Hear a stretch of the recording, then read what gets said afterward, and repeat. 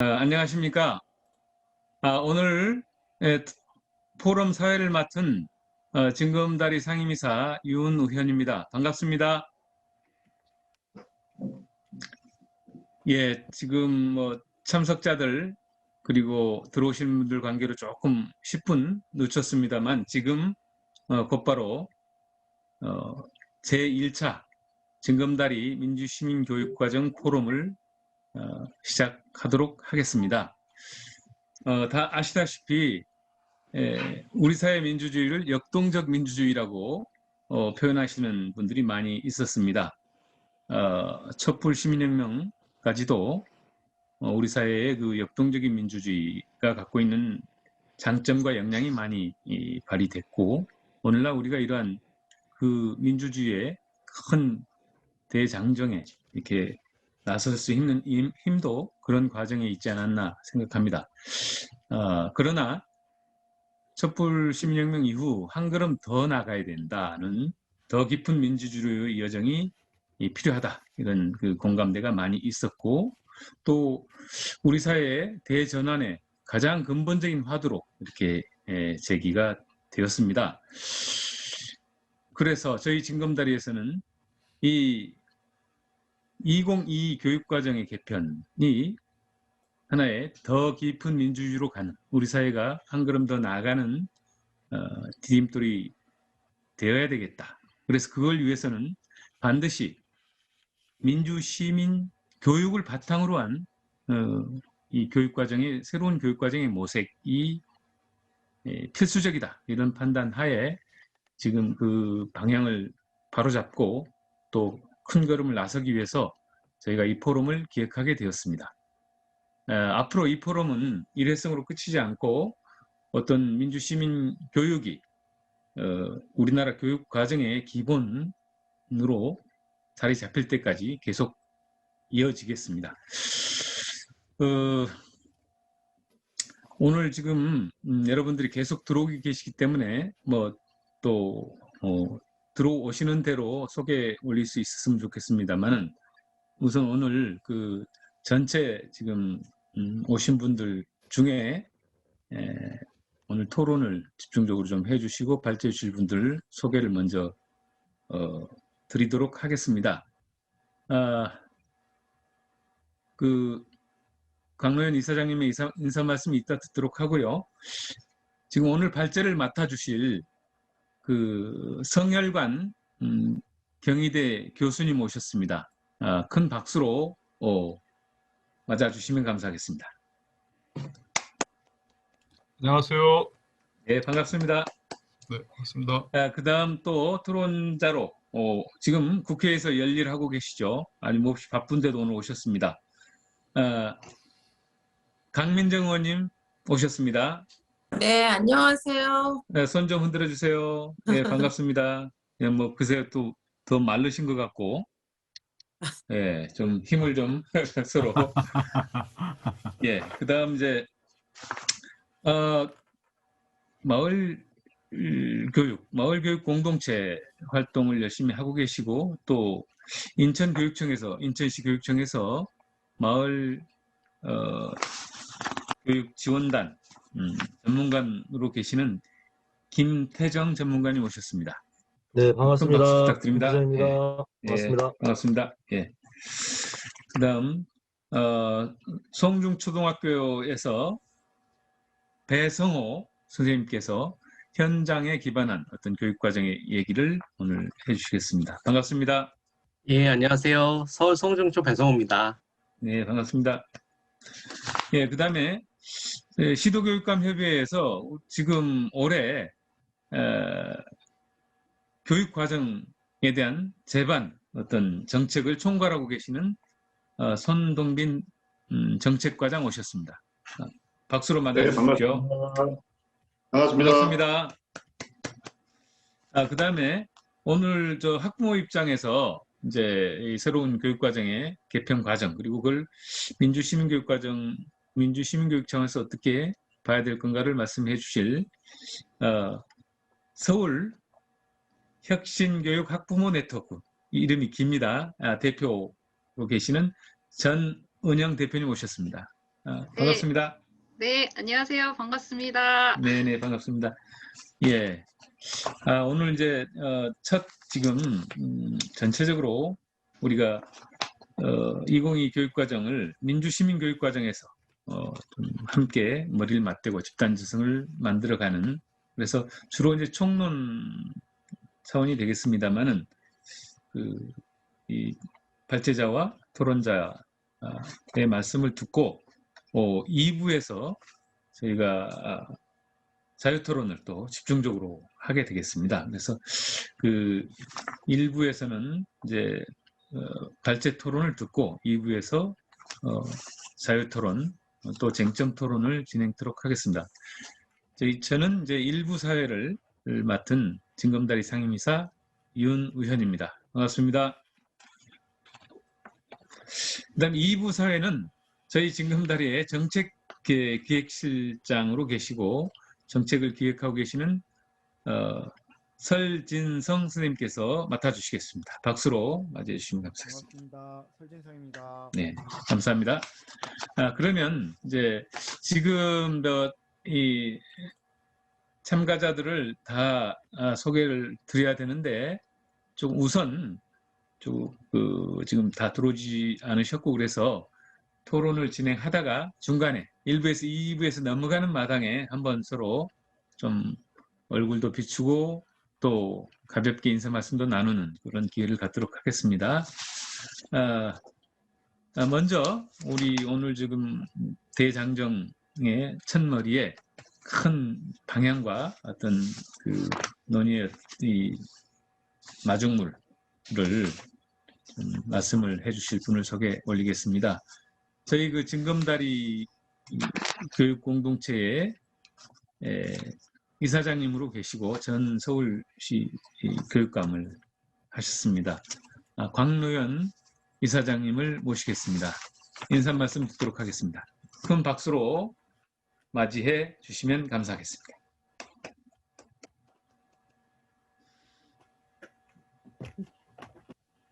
네, 안녕하세요. 이렇게 여러분들을 뵙게 되니까 굉장히 반갑습니다. 대부분은 제가 얼굴을 아는 분들이라서 사실은 한 분 한 분 다 인사를 나누고 싶어요. 근데 이 온라인 회의에서는 그렇게 하기가 어려운 게 참 안타깝네요. 오늘 제가 깜짝 놀란 게 하나 있었습니다. 오늘 징검다리 교육과정 포럼 이제 1차 회의인데 몇 분이 등록했냐고 물어봤어요. 그랬더니 95명이라고 그러는 거예요. 제가 제 귀를 의심했습니다. 굉장히 기분 좋은 이변입니다. 종전에 없었던 현상이에요. 사실 교육감 협의회에서 교육과정 협력교사단을 모집했잖아요.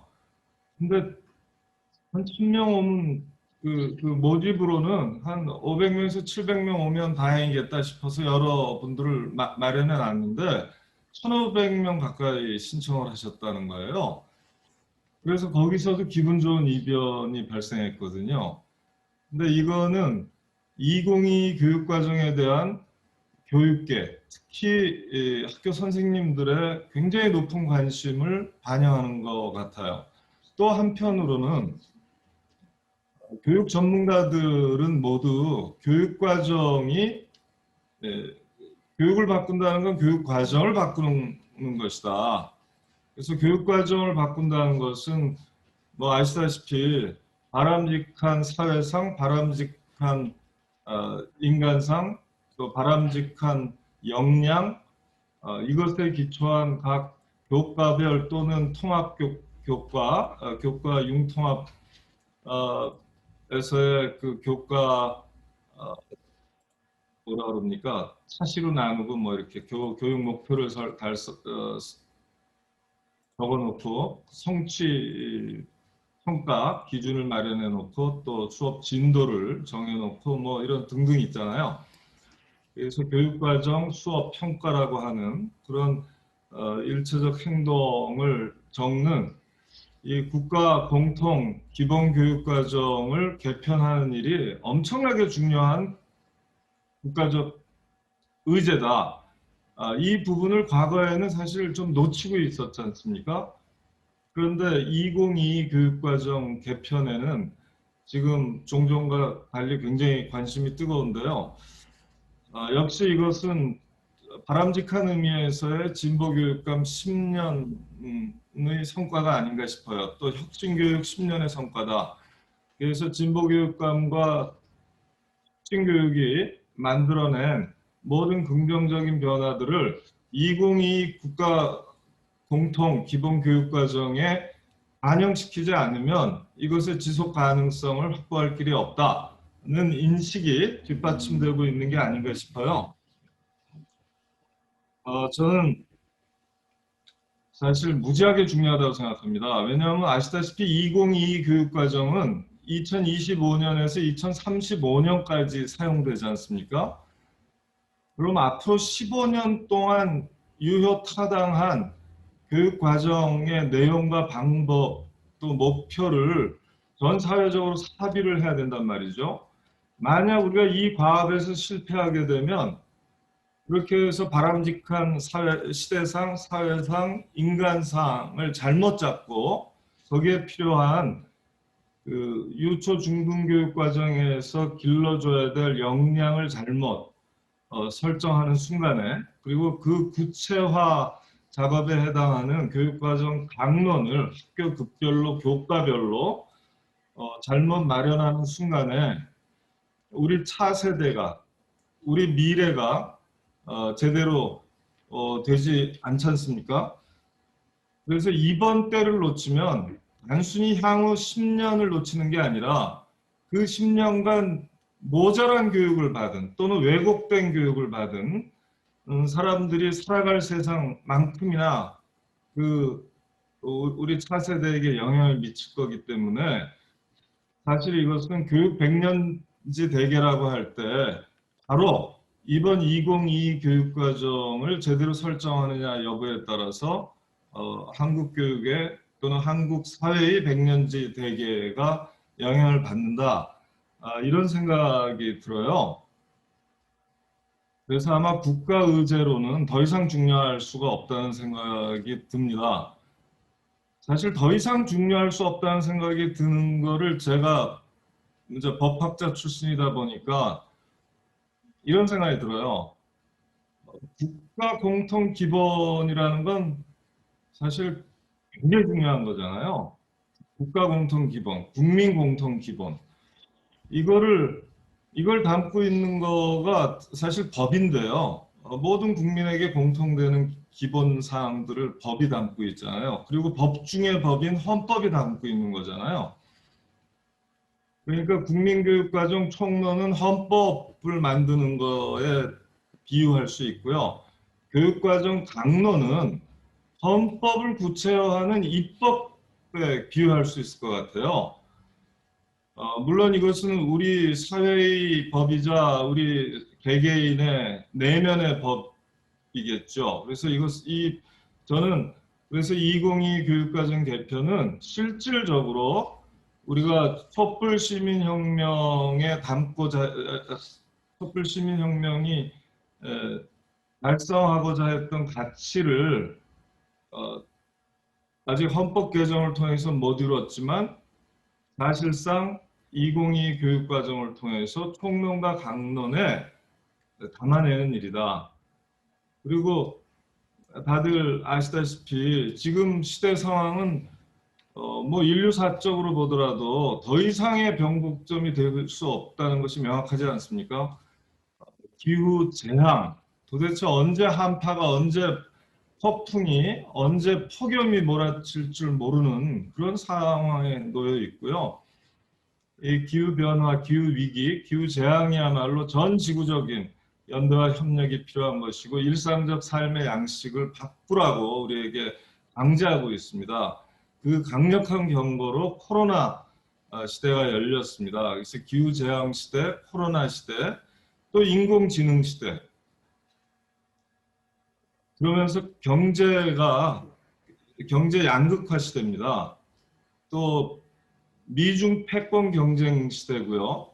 여기에 대해서 제대로 중재해낼 나라도 없지만 도대체 국제 시민 사회가 얼마큼 강할지 그 관건인 것 같아요. 과연 특히 우리나라에서는 아직도 남북 분단이 계속되고 있기 때문에 이런 국제 정치 경제 질서의 변화가 남북 관계에 미치는 영향, 또 이것을 또 자주적으로 헤쳐나갈 역량, 이런 것들이 어느 때보다도 필요하지 않습니까?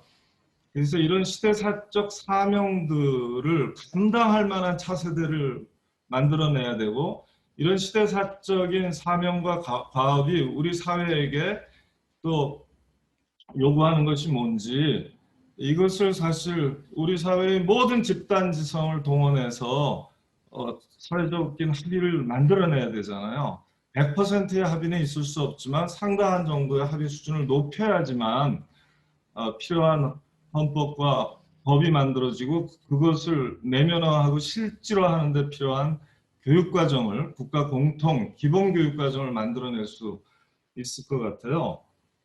특히나 이번 2022 교육과정의 목표는 어떤 교사 그룹에서 이렇게 정식화를 했는데 굉장히 동의할 수 있었습니다. 삶의 현장 교육을 위한 교육과정, 또 민주시민 교육을 위한 교육과정, 민주시민 양성을 위한 교육과정,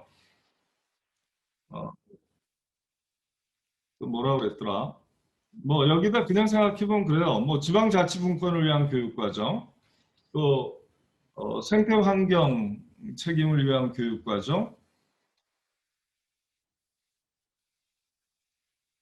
또 여러 가지 우리가 토론을 하면 나오겠죠. 근데 이런 방향을 우리가 여간 합의를 해내고, 그것이 지금 교육과정과 관련해서 뭐 지금 방향은 다 나와 있잖아요. 이를테면 대강화를 하자, 뭐 지역화를 하자, 그리고 학교화, 현장화를 하자, 뭐 이런 한쪽에 실체적 방향이 있는가 하면 한쪽에 절차적 방향으로는 지금처럼 국민과 함께하는 교육과정을 만들자, 또 교사, 학부모, 학생, 시민이 직접 내가 만드는 교육과정, 내가 참여해서 만드는 그런 교육과정을 만들어 보자. 이것이 이제 가버넌스, 협치라는 개념으로 나타나기도 하고, 그래서 교육과정이라는 아주 고도의 국가공통기본교육과정이라는 고도의 공적 국가적 과제를 그에 걸맞은 절차, 공치적 절차, 또 협치적 절차, 그래서 민주적 절차를 반드시 밟아 나가자. 이런데 지금 큰 방향의 합의가 되어 있는 것 같아요.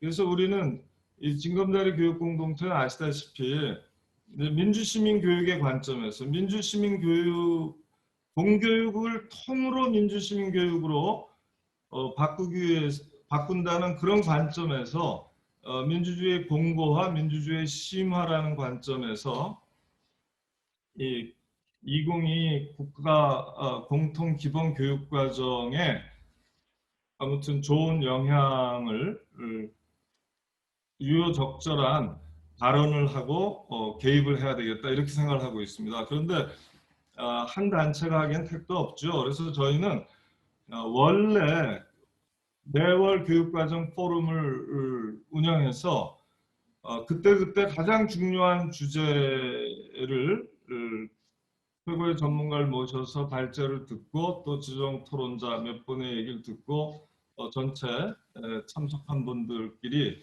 의견을 돌아가면서 얘기하는 그런 포럼을 운영해야 봐야겠다 해서 앞으로 여간 1년 반 정도, 내년 9월 정도에 이제 2022 교육과정이 만약 종료된다면 그때까지 계속해서 이런 오늘 같은 포럼을 마련해야겠다고 생각했고요. 오늘 첫 삽을 뜬 겁니다.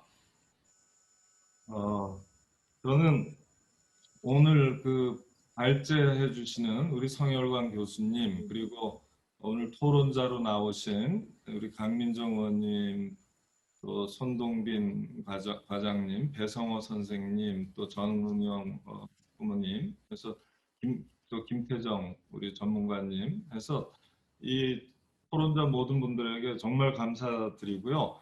앞으로 2시간 정도에 걸쳐서 진행될 이 포럼이 여가 오늘 온라인으로 참여해 주신 많은 분들한테 굉장한 자극을 주고 또 방향을 부여해서 다들 학습 동기를 갖게 됐으면 좋겠어요. 그래서 저부터도 이 교육과정 개편을 잃어버린 촛불 헌법 개정에 대한 저의 열정을 이 2022 실질적 헌법 개정에 교육과정 개정에 쏟아야겠다 이렇게 생각한다는 말씀을 드리겠습니다. 오늘 잘 지켜보면서 배우겠습니다. 고맙습니다. 예, 이사장님 말씀 감사드리고요.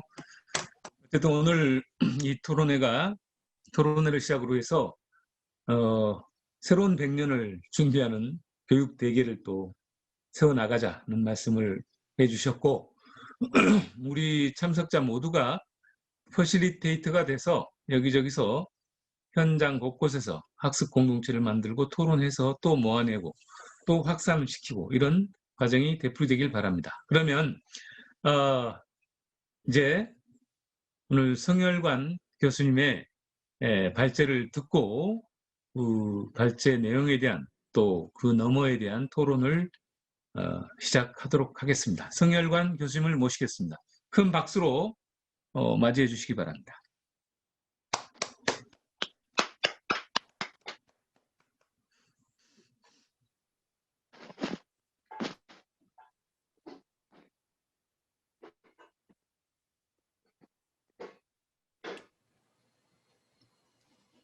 안녕하세요. 먼저 금요일 저녁 시간에 피곤하실 텐데 초대해 주시고 또 앞으로 또 이제 경청해 주실 것에 대해서 미리 감사를 드립니다. 국가교육과정의 개편 방향과 과제에 대해서 이야기하되 민주시민교육의 관점에서 좀 의견을 밝혀달라라는 것이 이제 오늘 제가 받은 부탁입니다. 잠깐만요. 이게 됐네요. 1부와 2부로 나눴어요. 그래서 첫 번째는 이제 민주시민 교육을 어떻게 봐야 되나, 그리고 그 바탕에서 이번에 2022 교육과정 개정은 이제 개편의 방향이 뭔가 이렇게 1, 2부로 나누었습니다. 먼저 오늘 제가 말씀드릴 내용을 관통하는 것이 하나 있는데 그것이 이제 이 민주시민교육의 개념이 다차원적이라는 거예요. 우리가 보통 민주시민교육 이야기하지만 대체로 이 6가지 중에 한 가지로 이야기하고 또 이야기하는 사람마다 이제 맥락에 따라서 이 6가지 중에 하나를 이야기하기 때문에 서로 좀 오해가 생기기도 하고 각자 자기한테 유리하게 이해하기도 하고 그렇습니다. 첫 번째는 추구하는 인간상으로서의 민주시민 교육이에요. 그러니까 교육과정 총론에, 그러니까 이때 1번은 민주시민 교육과 민주시민을 뺀 교육하고 큰 차이가 없어요. 그러니까 우리가 이제 공교육의 목적을 시민 양성으로 보는 건데 그 시민이 민주시민이잖아요. 그런데 이걸 이제 확산적으로 보면 차이가 없다. 이게 특히 이제 존 듀이 관점입니다. 미국 사회에서 미국이 이제 민주주의가 물론 이제 최근에 미국 의사당이 점거되는 등 이 미국 민주주의가 이렇게 하루아침에 고꾸라질 수도 있구나 하고 이제 놀랐었는데 아무튼 이제 존 듀이 시대에 미국 민주주의를 굉장히 위대하게 봤고 당시에 그 공교육이 전혀 따라가지 못했어요. 학생들이 학교를 다닐 수가 없었기 때문에 이제 여러 가지 여건이 안 돼서 경제적인 수준이나 그래서 당시에 미국 공교육은 미국 민주주의를 교육을 통해서 확산시키는 걸로 보았습니다. 그 전통이 좀 남아 있습니다. 두 번째는 이제 사회과죠. 사회과에서는 교육 목적이 민주시민 교육이라고 볼 수가 있고요. 그 다음에 이제 우리가 민주시민 교육 그러면 조금 더 적극적으로 실천과 행동을 통해서 사회를 변화시킬 수 있는, 아마 이제 진검다리 회원들은 조금 3번에 더 관심이 있을 수 있고요. 그다음에 이제 평화교육, 다문화교육, 세계시민교육 이런 걸 다 합쳐서 이제 민주시민교육이다 이렇게 생각할 수도 있습니다. 3번과 4번은 조금 비슷하고요. 그다음에 이제 민주시민이라는 것이 논쟁, 토론, 갈등 해결, 의사소통 이렇게 교육 방법을 통해서 그 과제가 달성될 수 있는 것이기 때문에 민주시민교육 그러면 교육 방법으로서 민주시민교육을 이야기도 하고요. 6번 같은 경우는 이제 학교의 문화 자체가 민주적이어야 되잖아요. 일상적인 관계가. 그렇죠. 그래서 민주주의, 내면화된 생활장에서, 생활세계에서의 민주주의 이렇게 6가지로 이야기합니다. 그래서 국가교육과정이 민주적이어야 된다 그러면 민주시민 교육으로 돼야 된다 그러면 1번과 같이 얘기했을 때는 사실상 교육의 목적과 민주시민 교육의 목적이 똑같아져요. 그 다음에 이제 2번으로 가면은 사회과 중심이고, 그 다음에 이제 3, 4, 5번 이쪽으로 가면은 조금 더 적극적 교육인데, 이런 적극적 시민 행동 교육이 1번과 2번과 더 우선시 될 수는 또 없거든요. 사실상 중요하지만. 그래서 민주시민 교육이 이렇게 다차원적으로 쓰이는데 이 6가지는 그렇게 학계에서도 많이 정리된 개념은 아닙니다. 이렇게 쓰고 있는 사람들도 분석적으로 못 쓰기 때문에 보통 이제 교사들이 서울의 교사가 한 8만 되고 전국의 교사들이 한 40몇만 되는데 전국의 공립학교 교사들은 전부 다 콜버그를 공부하고 교사가 돼요. 콜버그가 교사 임용고시에서 제일 중요한 학자입니다. 그리고 이제 지금 그 도덕교육, 초등학교에서의 도덕교육, 중학교는 도덕 배우나요, 윤리 배우나요? 중학교는 도덕 배우죠. 고등학교는 윤리 배우고 이렇게 그 삐아제라고 들어보셨죠? 삐아제라고 하는 그 프랑스 이제 심리학자, 인지심리학자가 그 아동의 발달 단계에 따라서 뭘 가르쳐야 되나 그걸 밝혔다면 콜버그는 아동, 청소년, 성인의 발달 그 과업으로서 몇 살 때 어떤 도덕적인 윤리적인 자극이 있어야 되나 그걸 밝힌 사람이거든요. 굉장히 석학이고 근데 이제 교사들이 다 콜버그를 공부하고 임용고사를 보고 다 점수를 높게 받지만 사실상 이제 그 콜버그가 얘기한 것은 굉장히 이 객관식 시험으로 측정하기 어려운 깊이가 있어요. 특히 콜버그가 굉장히 철학적인 사람이고 그 철학을 공부하고 심리학을 공부했기 때문에 굉장히 석학이 될 수 있었다고 생각합니다.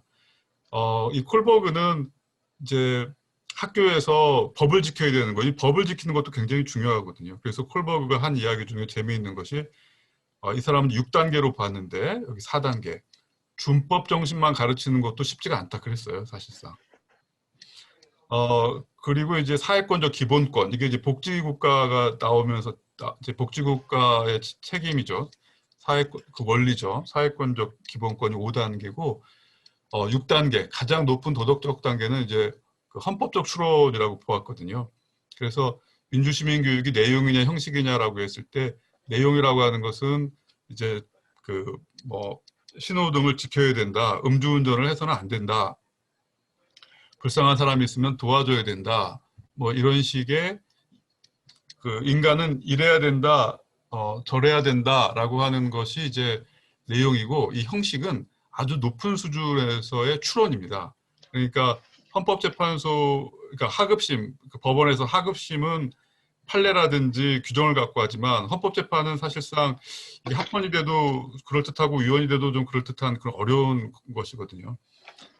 그리고 시대에 따라 변하고 과거에는 위헌이었지만 이제 민주주의가 되면 합헌이 되고 그래서 이 무죄냐 유죄냐 이것이 중요한 것이 아니라 왜 그렇게 생각하는가 이게 깊게 생각해보는 훈련의 중요성입니다. 그래서 콜버그는 학교에서의 민주시민 교육은 헌법적 추론이라고 보았습니다. 그래서 이제 가상적 딜레마에서 실제 삶의 딜레마. 원래는 그 샌델을 다 아시죠? 정의란 무엇인가? 네, 샌델이 이제 그 트롤리 딜레마라고 그래서 딜레마 토론 가지고 하잖아요. 그것이 이제 정치 철학자들이 주로 하는 것인데 이 콜버그는 처음에 콜버그도 그 가상적 딜레마를 갖고 아이들의 추론 능력을 발전시키고 싶어 했어요. 근데 이 콜버그가 이제 나이 먹고 이제 좀 완숙해지니까 삶이 이제 그건 뭐 저의 그 짐작이에요. 사람이 이제 그 나이 먹으면 좀 안숙해지고 종합적으로 되다 보니까 실제 삶의 딜레마가 중요한 거 아니냐. 그러면서 그 이 클러스터 스쿨이라고 학교를 운영합니다. 민주시민 교육의 중요성을 깨닫고 그래서 학생 자치 각종 위원회 중심의 민주주의를 실험합니다. 그래서 지금 내 삶에서의 딜레마가 민주주의 교육의 원천이다. 이제 이렇게 보는 것이고 그것이 이제 교육의 잠재적 교육 과정으로서의 학교 문화를 강조한다고 보면 되고요. 이제 콜버그가 나중에 뭐 다양한 그런 학자들을 검토한 다음에 소위 이제 존 듀이가 이야기한 것이 가장 우리가 따라야 될 원칙인 것 같다라고 결론을 좀 내립니다. 그런데 이제 이런 콜버그 같은 사람들이 이제 70년대, 80년대 이것을 이제 이룩하면서 오래됐지만 사실 굉장히 강력한 이론이에요. 그렇지만 이제 그 여성주의자들이 나오면서 이게 약간 콜버그가 이야기한 민주시민 교육이 남성 중심 이슈다 이렇게 얘기하고 따뜻한 마음, 자신에 대한 배려, 또 자신과 관계를 유지하는 타인에 대한 어떤 관심, 또 착한 마음 이런 것도 굉장히 중요하지 않냐. 그래서 논란을 좀 거치다가 최근에는 이런 합리적인 추론 능력과 따뜻한 마음 이런 것이 다 도덕 교육 또는 학교 민주주의 교육에서 중요하다라고 하는 것입니다. 민주주의에서 이제 피자를 공정하게 이제 나누는 방법이 이제 규칙 설정의 문제인데 규칙은 사실 누가 정하는가 하면 권력자가 정하죠. 임금은 누가 정하는가 하면 노동시장에서 이제 수요와 공급에 의해서 결정이 되는데 치과의사, 간호사, 청소 노동자의 월급은 사실상 노동시장에서 수요와 공급이 만나는 곳에서 결정이 되는 것입니다. 거의. 그런데 이제 이게 왜 문제냐? 존엄의 상실, 과도한 불평등, 협동이라고 하는 기여분이 임금에 계산되지 않음. 이제 이런 문제가 발생하는 것이거든요. 그 시장을 국가가 통제해야 되는 것이죠. 그래서 결국 민주주의라고 하는 것은 국민이 주인이고 주인이 결정을 해야 되는데 현실에서는 다수결입니다. 어쨌든 그래서 이 정의라고 하는 것은 정치적인 문제고 국민이 규칙을 정하는 것이 입헌 민주주의인데 지금 우리가 대의제 민주주의에 살고 있는데 사회계약론 당시에 이제 근대 민주국가가 이제 성립할 때 봉건제 사회에서 그 자본주의와 그 이제 소위 이제 자본가들이 이제 등장한 것과 관련이 있죠. 그럼에도 불구하고 아무튼 사회계약론의 주적은 왕권 신수설이었죠. 당시에 당연히 왕이 없는 사회가 어떻게 가능하지 이렇게 생각했을 테니까. 그래서 당시에 그 사회계약론은 그러니까 어떤 시민혁명에 의한 사회계약론은 왕권에 싸우기 위해서 신수설과 싸우기 위해서 이성과 민주주의라고 하는 것을 지지할 수밖에 없습니다. 그래서 그러니까 이 학교에서도 그러니까 계속 어떤 의사결정의 주체가 되는 연습을 계속 해야 됩니다. 콜버그 입장에서 보면 딜레마 토론이라든지 그러니까 이제 윤리적 딜레마가 중요하고 그 다음에 이제 학생 자치 이런 것이 중요하고 그 노딩스라고도 하고 나딩스라고도 하죠. 어떤 배려 윤리학자들은 최근에 사랑, 용기, 신뢰, 관용, 공감 이런 것이 이제 필요하다고 합니다. 뭐 롤즈라든지 뭐 학교에서 사실상 우리가 생각하는 것보다 훨씬 많이 학생들이 롤즈를 배워요. 굉장히 그 평등주의를 학교에서 배우긴 합니다. 근데 제가 고등학생들의 그 윤리적 추론 능력을 연구하고 있는데 조금 놀라운 것은 고등학생들의 사고의 깊이가 생각보다 좀 확실히 좀 얕아요.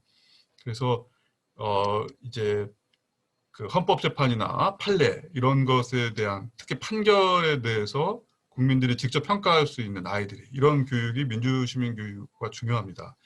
2부에서는 자 그러면 이제 우리가 2022 국가교육과정에서 앞에 나왔던 6가지 그 민주시민 교육의 다차원적 그 접근과 어떻게 이제 관련이 있느냐 생각해 볼 필요가 있어요.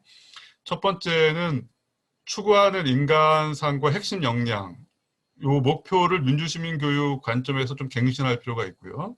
사회과에서는 사회정의, 노동, 복지, 사회권적 기본권 내용을 강화해야 됩니다. 그러니까 지금 사실 그동안의 10년은 이 억압적인 학교 문화 속에서 그 학생들의 그 인권이라든지, 그런데 참 재미있는 게 제가 그 영어로 이제 한국 혁신교육에 대해서 쓸 때 제가 학생 인권을 그 스튜던트 휴먼 라이트라고 쓰지를 못해요. 왜냐하면 영어로 휴먼 라이트는 인권이 완전히 훼손되는 경우를 주로 휴먼 라이트라고 씁니다.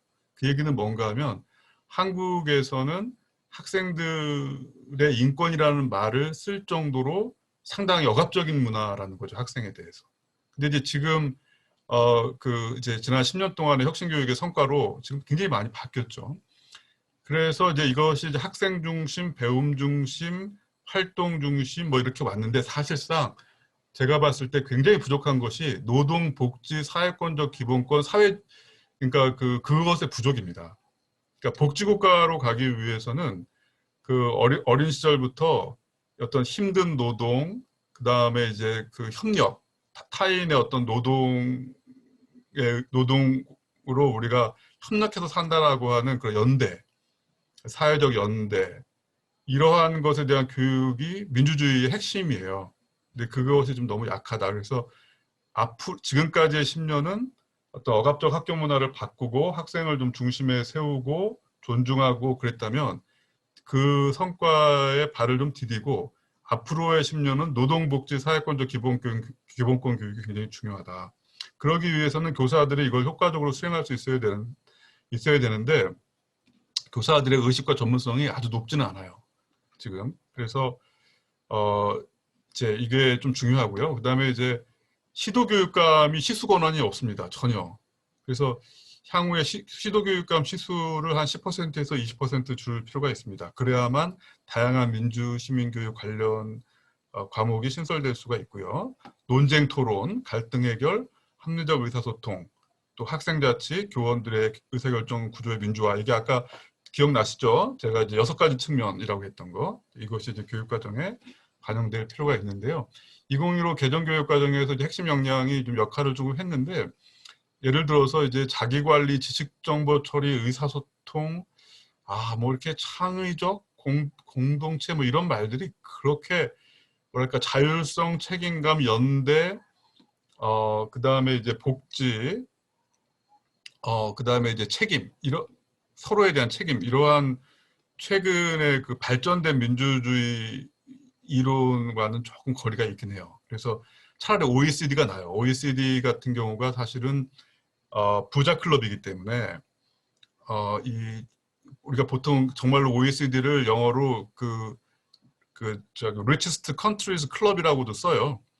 부자 클럽이기 때문에 이게 이제 발전된 선진 자본주의에 관심을 좀 대변하긴 하는데, 그럼에도 불구하고 최근에 그 OECD에서 나오는 용어들을 보면 이것보다 훨씬 더 적극적이거든요.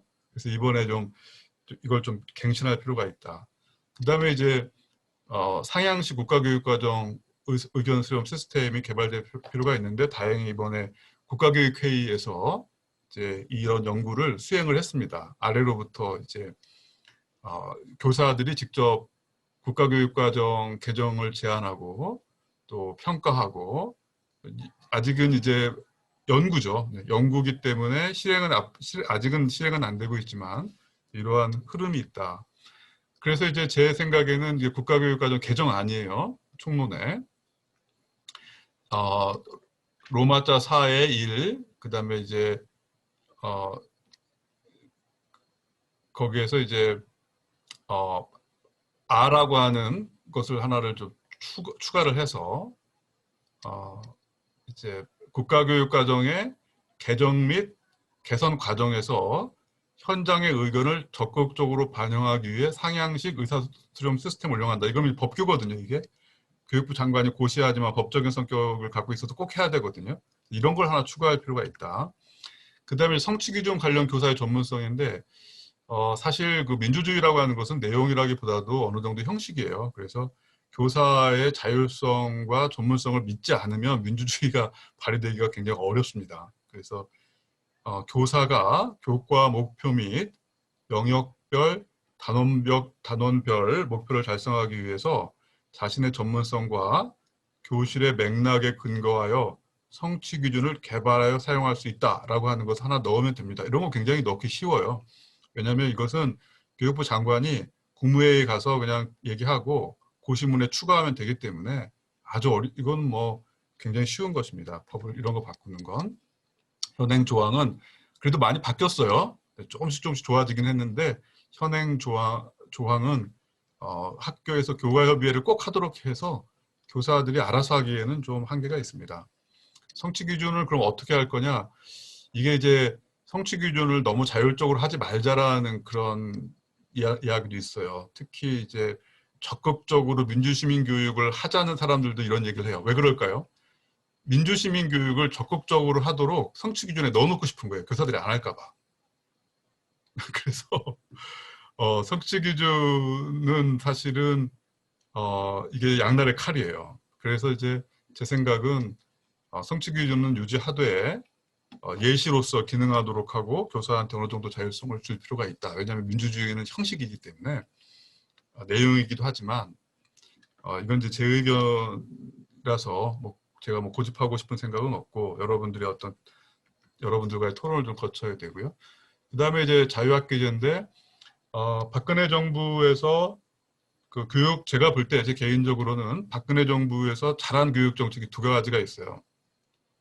첫 번째는 자유학기제고 두 번째는 국가장학금입니다. 국가장학금이 3조 5천억 정도 되는 것으로 알고 있는데 박근혜 전 대통령이 그래도 국가장학금을 해서 지금 대학에서 저소득층이나 생활이 아주 어렵지 않더라도 거의 장학금을 받습니다. 등록금을 거의 안 냅니다. 지금. 그렇기 때문에 그 잘한 건데 어쨌든 이 중학교 자유학기제 같은 경우는 지금 국가교육과정하고 좀 충돌하는 문제가 있고 장점에도 불구하고 좀 해결해야 될 것이 많이 있습니다.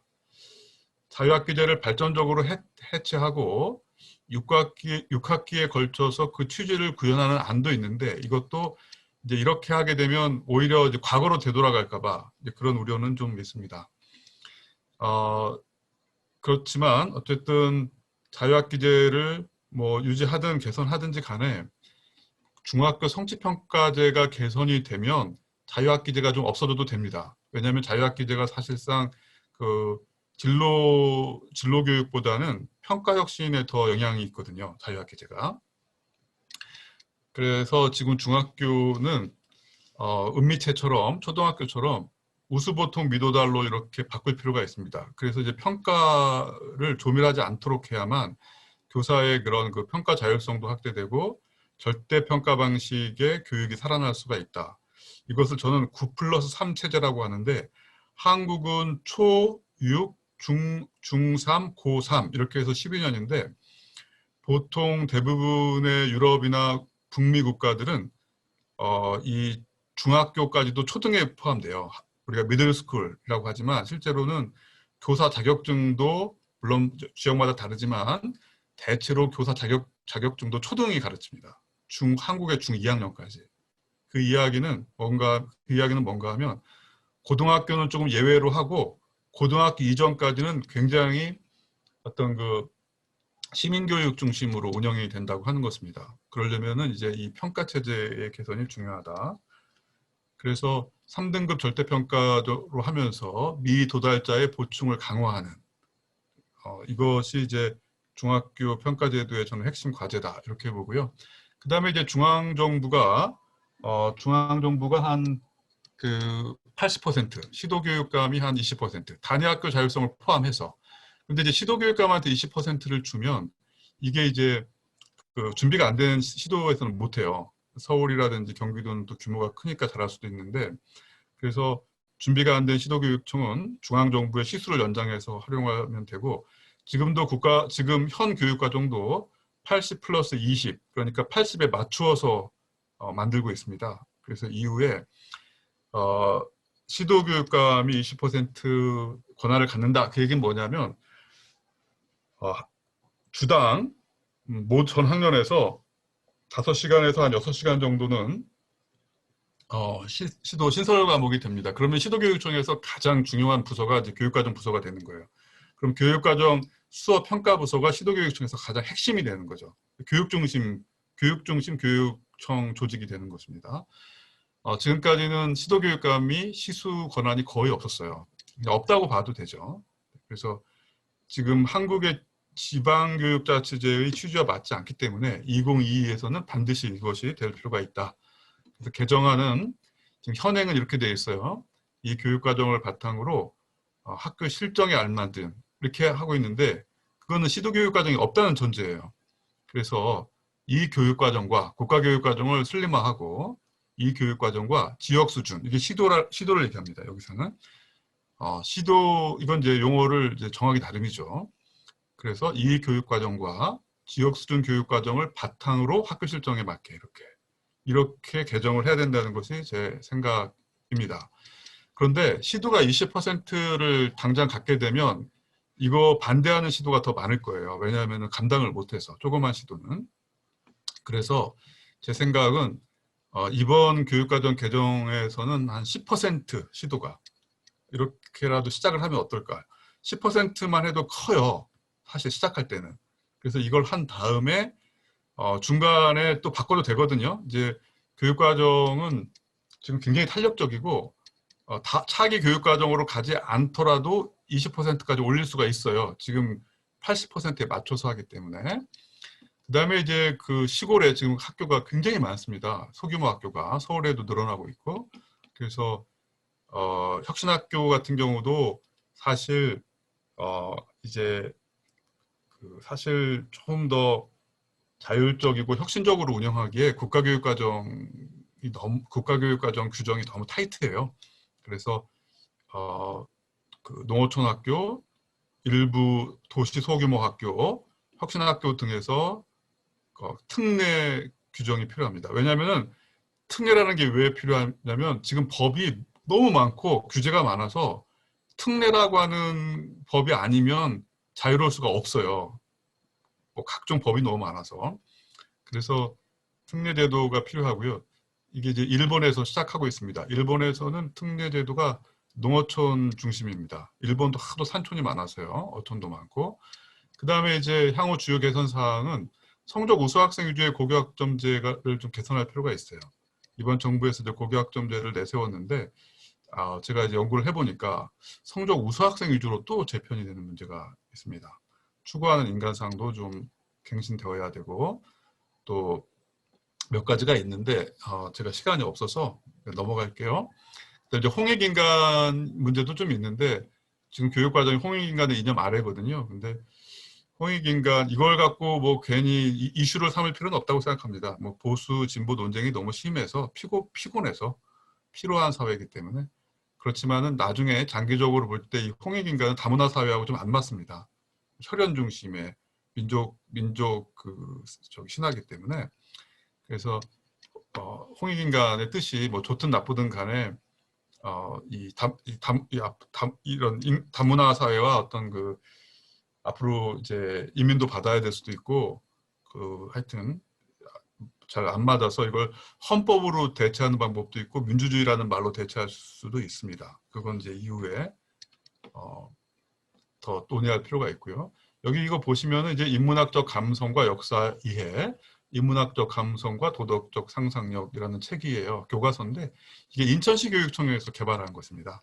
그리고 이제 많은 교사들이 좀 쓰고 있는데 제가 드리고 싶은 말씀은 뭔가 하면 시도교육청에서 이러한 과목 신설을 하고 있고 또 교과서 개발 능력이 있긴 해요. 근데 이제 담당 장학사들은 싫어할 수 있죠. 왜냐하면 일이 너무 많으니까. 그건 이제 지금과 같은 조직 하에서 그런 것이고요. 앞으로 사회정의, 평등, 민주주의, 복지국가로 가기 위해서는 이 시도교육청에서 이러한 과목을 신설할 필요가 있습니다. 그 윤회원 선생님께서 저한테 빨리 얘기하라고 그러셔서 설진성 선생님께서 저한테 50분 하라고 그러셨는데 윤회원 선생님께서 20분에 하라고 그래서 제가 죄송합니다. 노력은 했는데 약간 네네. 초과되었는지는 잘 모르겠네요. 고맙습니다. 네, 감사합니다. 예. 예. 좀 많은 내용을 이렇게 짧은 시간에 부탁을 드려서 참 죄송했고요. 저희가 이제 시간을 좀 압축적으로 오늘 좀 사용할 계획을 세우다 보니까 조금 이 부탁을 드렸었습니다. 어쨌든 굉장히 지금 우리가 교육과정 논의에 필요한 핵심적인 지점들을 잘 짚어서 요약해 말씀을 해주셨습니다. 우리가 오늘 이 내용을 토론하고 또 이후에 학습 공동체를 만들어서 좀 더 심화해 나가는 데 있어서 어떤 기준이 되는 어떤 방향들을 제시해 주시지 않았나 이런 생각이 됩니다. 오늘 이제 토론자분들께도 죄송한 말씀을 좀 드리겠습니다. 2부에 좀 참여자들이 종합적으로 다양한 의견들을 내고 또 쟁점 토론을 할 수 있도록 하기 위해서 조금 집약적으로 좀 토론을 해주시면 감사하겠다는 말씀을 좀 드리면서 저희가 이제 그냥 제가 미리 좀 부탁을 드리진 않았습니다만은 오늘 토론자분들 쭉 그냥 순서대로 나온 순서대로 이제 말씀을 나눌 텐데 강민정 의원께서는 조금 후에 뒷부분에 좀 지금의 진행되는 전체적인 상황을 종합해서 한번 말씀을 좀 해주시면 좋겠고요. 그 다음 순서부터 그냥 쭉 진행을 할까 합니다. 뭐 그렇게 해도 되겠죠? 예. 혹시 강민정 의원님 맨 먼저 말씀 하시고 싶거나 그러진 않으시죠? 조금 뒤에 조금 뒤에 말씀해 주셔도 됩니다. 기회를. 자, 그러면 오늘 전체적으로 이제 교육과정 총론과 관련된 제반 내용을 좀 주셨는데 김태정 전문관께서 먼저 좀 스타트를 좀 끊어 주시겠습니다. 각각 5분 정도씩에 좀 집중적으로 말씀을 해주시고요. 자료가 있으면 같이 공유해서 말씀해 주셔도 좋겠습니다. 나중에 질의응답은 한꺼번에 종합적으로 좀 받도록 하겠고요. 이제 이 톡으로 이렇게 올려주셔도 좋겠습니다. 마을과 학교의 관계, 또 그 관점에서, 마을의 관점에서 특히 요새 고민을 많이 하시고 굉장히 중요한 그런 활동들을 많이 하고 계십니다. 그 관점에서 지금 2022 교육과정의 문제, 또 우리가 민주시민교육과정과 총론, 이 지점들을 좀 짚어서 말씀을 해주시면 감사하겠습니다. 김태정 전문가님, 토론 부탁드립니다. 네, 반갑습니다. 인천광역시 교육청 마을교육지원단 김태정입니다. 광명희 사장님 오래간만에 뵀는데요. 좋은 말씀 앞에 잘 열어주셨고 우리 손학규 교수님도 오늘 발제 S였습니다. 많이 좀 배웠고 많은 영감을 주신 것 같습니다. 저는 화면 공유하면서 몇 가지 말씀을 드릴 건데요. 제한된 시간이 5분밖에 안 돼서 최대한 좀 압축적으로 제가 말씀을 좀 나눠보도록 하겠습니다. 죄송합니다. 네, 일단 주제는 마을교육과정과 민주시민교육이라고 좀 잡아봤는데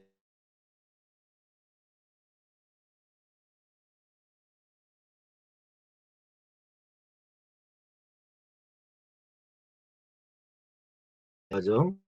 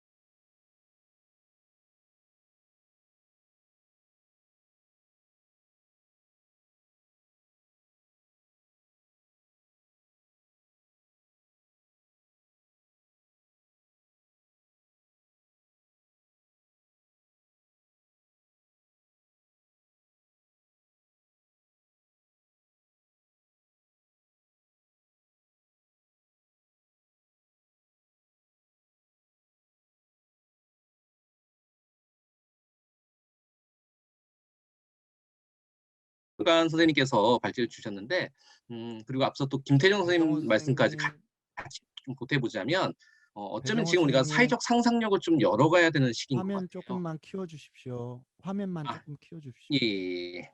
화면이 제가 좀 이따가 그걸 좀 올리겠습니다. 예. 지금 예, 키워지고 글자가 있구나. 안 보이는 모양입니다. 예, 예, 예, 예. 그래서 이 부분에서 어떤 거냐면 형식이 내용을 결정한다라는 부분이 있었습니다. 여태까지 이제 교육과정이라는 게 고시가 되고 나면 이 형식 틀 안에서 현장 교사들도 하나의 그냥 역할 배우로서 이렇게 존재하게 되는 거였죠. 근데 저는 되게 중요한 게 현장 교사다, 마을 활동가분들이다 이런 부분들이 아니라 오히려 교육과정을 같이 만들어 나간다라는 그런 부분이 되게 중요한 것 같습니다. 그러니까 소수의 전문가들만의 영역이 아니라 같이 배움의 주체인 교사 그리고 뭐 학생들도 사실 참여를 해야 된다고 좀 보고 있는데요. 이제 그런 부분에서 저희가 핵심적으로 좀 4가지 안을 좀 잡았습니다. 그래서 첫 번째가 삶으로의 교육과정과 행복한 미래교육의 방향. 두 번째가 체계적 민주시민 교육을 위한 교육과정 개정이고, 세 번째는 고교 학점제 도입보다 시급한 고교 교육 정상화. 그리고 네 번째, 원격 수업과 그린 스마트 미래학교 교육 환경 구축입니다. 근데 저는 여기서 토론자로서 성현관 선생님께서 상향식 국가교육과정 의견 수렴 시스템 그 연구도 진행하시고, 그리고 또 이제 지금 손동빈 선생님께서도 이 부분 관련해서 준비를 하고 계십니다. 근데 실제로는 이 부분들이 상당히 저는 매력적이고 되게 기대되는 부분인데, 근데 여전히 우려들이 많습니다. 현장 교사들이 도구, 뭐 마을 활동가들도 마찬가지고요. 어떻게 주체적으로 이걸 참여하고 지속적으로 갈 것이냐. 이게 단순히 법 제도만의 문제들이 아니라 상시적 개편 기구라든가 그리고 그런 문화들 만들어가면서, 그리고 처음인데 뭐 첫 수레에 배부를 수는 없지만 그럼에도 불구하고 처음 시작을 어떻게 열 것인가. 그래서 좀 그런 부분에 대해서 좀 전 성렬관 선생님께서 상향식 국가교육과정 의견 수렴 시스템에 대해서 좀 연구 방향이나 그리고 운영 과제 그리고 또 이제 풀어가실 부분들에서 좀 시사점들. 그래서 이 부분은 전 손동빈 선생님께서도 같이 좀 이야기를 해주시면 되게 좋으실 것 같고요. 그리고 또 여기서 우리가 좀 놓치지 말아야 할 부분들이 있는 것 같습니다. 어떤 거냐면 당연히 삶으로서의 교육과정 이 부분들도 너무나 중요한데, 학생 모두의 삶의 중심이 되는 교육과정으로 전면 개편돼야 되는데, 사실은 앞서서 성렬관 선생님께서도 고교 학점제 같은 경우도 우수 학생들, 뭐 성적 우수자들을 좀 중심으로 가는데, 그것만이 아니라 더불어 살기 위해서, 더불어 사는 우리 민주 사회를 위해서 어떻게 갈 것인가. 그래서 여기 있는 내용들은 같이 제가 채팅방에 좀 올리도록 하겠습니다. 너무나 반가운 것은 이 제안서에 징검다리 공동체도 같이 연대 서명을 하면서 같이 좀 저희가 올리게 됐는데요. 실제로 저는 홍익인간 아까 전에 이제 되게 차트처럼 이렇게 재밌게 표현해 주셨는데, 이 부분에서는 우리가 광로영 교육감님께서도 이 부분 같이 이제 좀 많이 생각하셨는데, 주권자로서 그러니까 헌법이 지향하는 민주주의 이념 속에서 우리가 내용들을 아젠다를 잡을 수 있지 않을까. 그래서 이건 하나의 안으로서 좀 이렇게 설명을 드리고요. 그리고 저는 실질적으로 좀 우리가 같이 고민해야 될 바들은 지금 2가지가 같이 혼재되어 있는 것 같습니다. 교육과정을 만드는 과정, 그러니까 만드는 과정으로서의 민주시민성이 또 당연히 있어야 되는 것이고요. 그리고 또 민주시민교육에 대한 콘텐츠를 또 어떻게 담아낼 것인가, 이 2가지가 있다고 보는데, 이 부분들을 또 어떻게 좀 담아낼 것인가, 좀 그 부분이고요. 그래서 이제 저희가 좀 큰 아젠다로 잡은 것은 세 번째는 고교 학점제 도입보다 시급한 고등학교 교육의 정상을 어떻게 갈 것인가. 그래서 뭐 많은 분들이 이거에 대해서 좀 공감을 하실 것 같습니다. 근데 문제가 있습니다. 뭐냐면 이런 고교 학점제, 그러니까 사실은 되게 좀 이슈가 되기도 하고 이런 부분에서 역설적으로 작은 부분, 이게 작은 부분은 결코 아니지만 이런 부분들로 인해서 전체 교육과정의 그런 흐름들이나 그런 맥락들을 좀 놓칠 수 있는 부분들에 대해서 좀 중심을 잡고 가야 되지 않을까 제안하고 싶고요. 예, 마지막으로 네, 이 부분 원격 수업과 그린 스마트 미래학교 교육 환경 구축이 같이 병행돼야 된다고 좀 보고 있습니다. 무슨 말씀이냐면 교육과정 개정에서 가장 중요하게 생각하는 것 중에 하나는 국가 사회적 요구입니다. 지금 코로나19로 사실 저희 반 학생들이랑도 어제와 오늘 이제 원격 수업, 쌍방향 수업을 하고 왔는데요. 근데 우리가 원격 수업을 하면서 기기적 접근을 좀 하고 있는데 우리가 좀 그런 부분에서 좀 한 단계 더 나가야 되지 않을까라는 생각을 합니다. 지금 강민정 의원께서도 계신데 학급당 인원수 같은 경우도 봐야 됩니다. 왜냐하면 지금 우리 예전에 비해서 우리 땐 말이야 그런 접근이 아니라 우리 이제 드디어 좀 K 국가 뭐 해서 품격 있는 우리나라가 대한민국이 점점 되고 있는데 이런 상황 속에서 1인당 학급수는 어떻게 될 것인가. 그리고 그린 스마트 미래학교 대단히 학교 공간 혁신이 참 좋기도 하지만 되게 우려되는 지점들이 많이 있습니다. 어떤 부분들이냐면 우리에게 다시는 일어나서는 안 되는 끔찍한 일들이 있었죠. 세월호 참사라든가 가습기 살균제 등의 문제들이 있었는데 이런 문제들에서 우리 교육과정에서 해결 방식은 초등학교 1, 2학년 안전한 생활 교과 도입, 교과 형태의 창체활동 도입 형태들로 형식적인 교육과정상의 반영입니다. 그런데 진짜 필요한 것은요. 과연 그것일까? 교육과정에서 담아내는 것이 늘 제도적인 내용들뿐만 아니라 그의 기반입니다.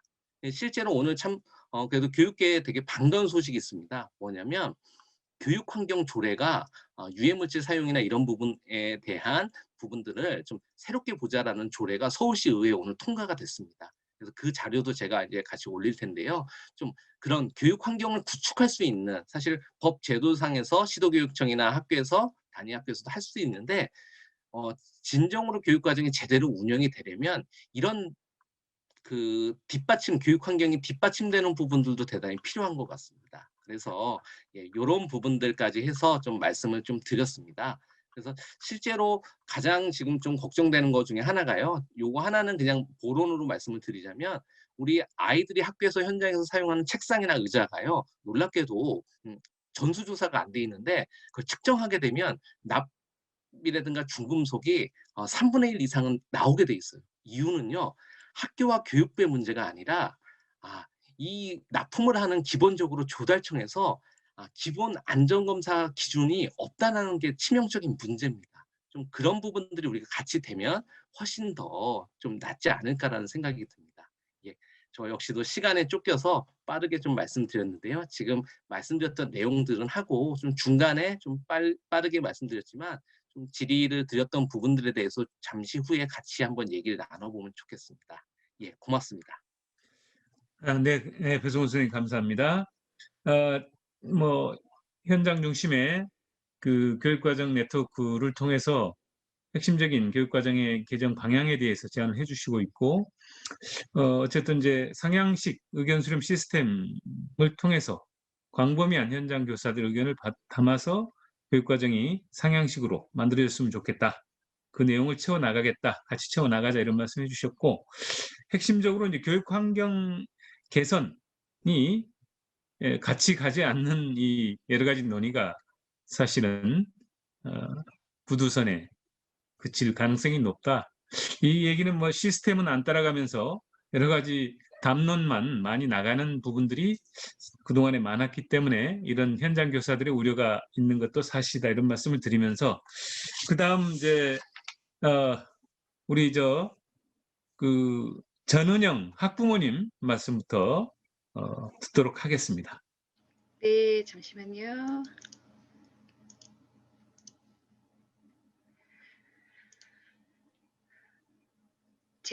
예, 안녕하세요. 화면 공유를 했는데 잘 되고 있는 거죠?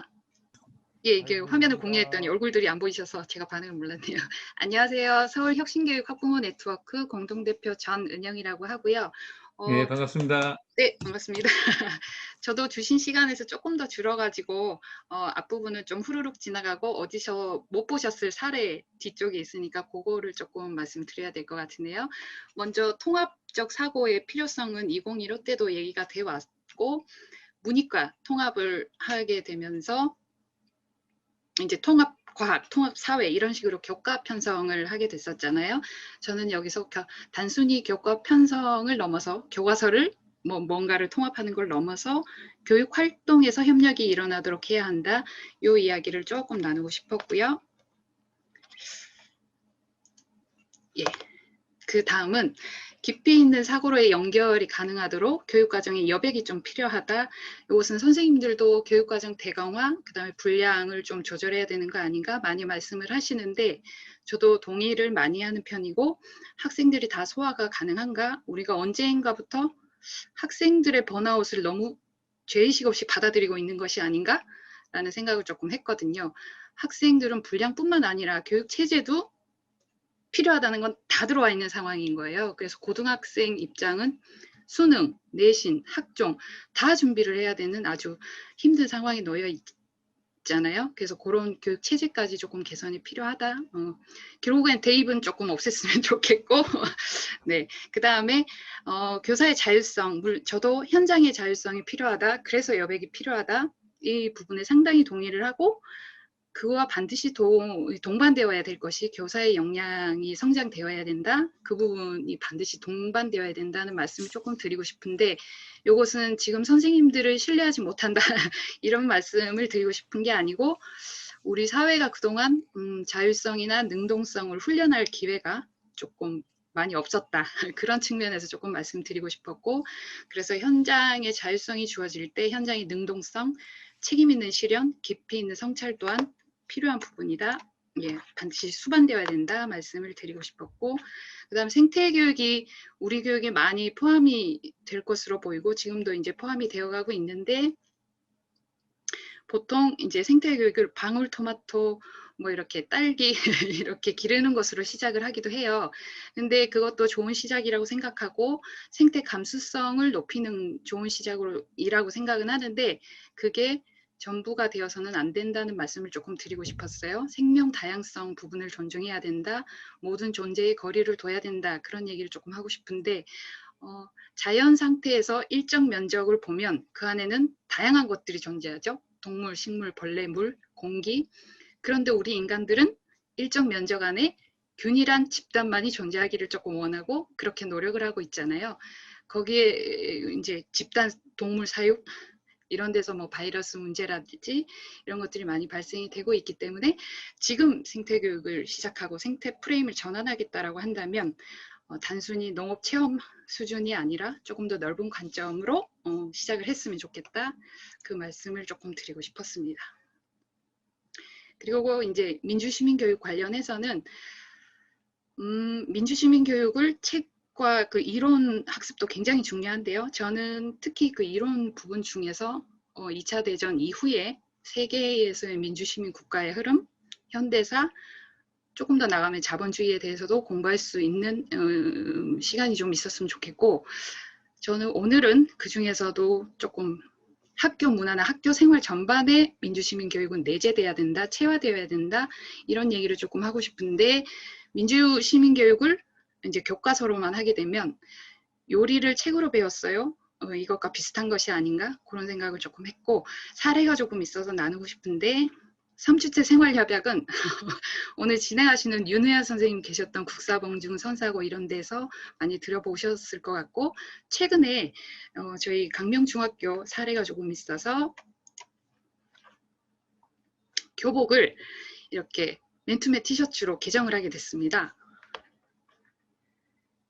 3주째 협의회에서 여러 차례 이제 협의를 거쳐서 이제 후드티까지 후드 집업까지 보여드리면 이렇게 이제 개정을 하게 됐는데 학생회, 교사회, 학부모회 여기가 한 번에 된 것은 아니고 소란스러운 민주주의 했습니다. 처음엔 이게 좋다 저게 좋다 논의도 많이 하고 3번에 걸쳐서 이제 투표를 거쳐서 개정을 하게 됐는데 강명중학교는 2018년에 이미 체육복 등교를 3주째 협의회에서 결정을 한 바가 있고 2020년 작년에 코로나로 그 수트 교복을 자주 안 입게 되면서 이제 논의가 활발해져서 이제 가능하게 됐는데 그래서 이제 그 치마 같은 경우 어떻게 해야 되냐 이런 논의들 많이 있었고 그래서 치마를 입기를 원하는 학생들도 구매 가능하도록 그렇게 이제 됐는데 사실 교복은 학생다워야 한다, 남성 여성스러워야 한다, 뭐 어떤 규제의 대상이다, 뭐 이런 많은 메시지를 사실은 담고 있었잖아요. 그래서 교복을 개정하게 된 저 모습이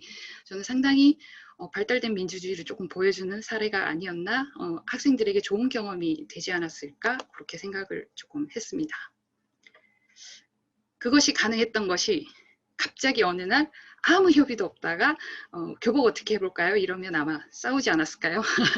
근데 평소에 그 학교의 학생회, 교사회, 학부모회 모두가 굉장히 활성화되어 있고 민주화되어 있고 협의 체제가 잘 되어 있었고 3주째 없건 간에 1년